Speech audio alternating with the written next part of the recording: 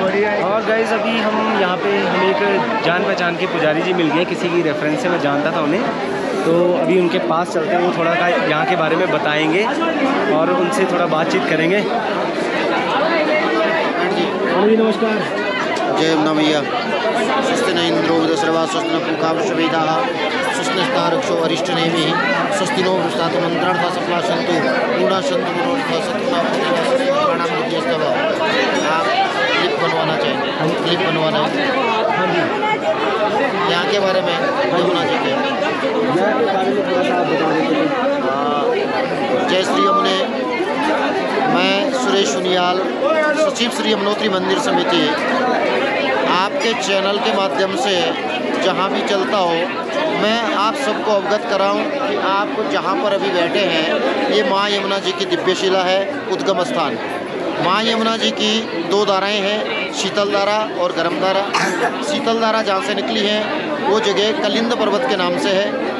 यमुनाष्टक में लिखा है कि कलिंद गिरिमस्तके पतत मंद पूर्वोज्ज्वला।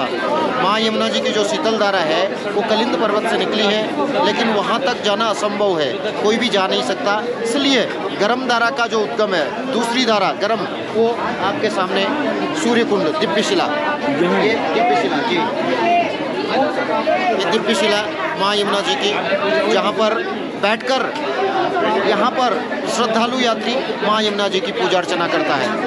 माँ यमुना जी के पूर्व भाग में सूर्य कुंड है। शीतल धारा के पूर्व भाग कहते हैं यमुनाय पूर्व भागेशु सूर्य कुंड मतिस्मृतम यह तत्र स्नातुम सूर्यलोकम मह्यते। ये ही जल तप्त कुंड में जा रहा है, सूर्य कुंड का ही जल तप्त कुंड में जा रहा है, जिसके स्नान करने से सूर्यलोक की प्राप्ति। तत्र दिव्य शिला नाम प्रसान मुक्तिदायिनी, इसको दिव्य शिला कहते हैं। इसके स्पर्श मात्र से सतयुग में आदमी मोक्ष को प्राप्त होता था। कलौ धर्म विहीनाया पूजन कुर्वन्ति मानवा।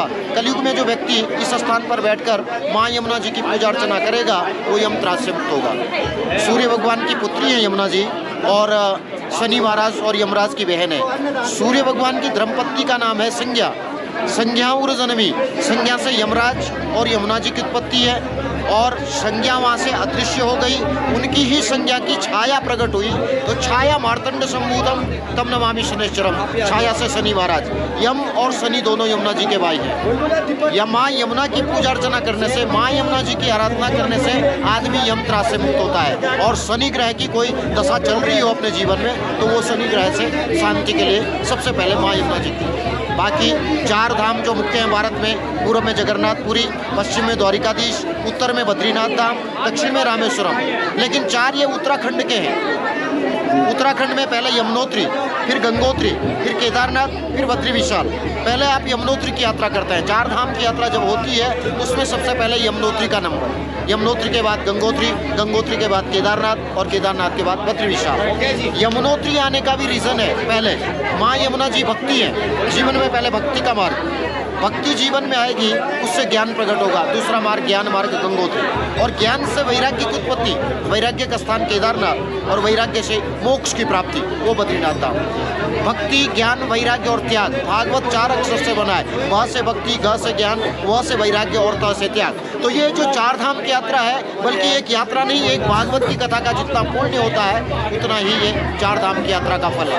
और इसमें आप 1008 पहाड़ों की परिक्रमा कर रहे होते हैं चार धाम में, यमुनोत्री से लेकर और बद्री विशाल तक, वापस आप हरिद्वार जाएं। तो ये चार धाम की यात्रा, ये उत्तराखंड के चार धाम है। अरे हो जाओ। और इस माध्यम से मैं आपके चैनल के माध्यम से अभी सभी तीर्थयात्रियों को इनका आपका हार्दिक स्वागत करता हूं और माँ यमुना जी से प्रार्थना करता हूं कि जो भी श्रद्धालु यमुनोत्री यात्रा पर आ रहे हैं उनकी यात्रा सफल हो। चार धाम की जो लोग यात्रा कर रहे हैं उनकी यात्रा सफल हो। और इसी शुभकामनाओं के साथ सुरेश सुनियाल फिर से एक बार यमुनोत्री मंदिर समिति आपका हार्दिक स्वागत एवं अभिनंदन करती। जय श्री।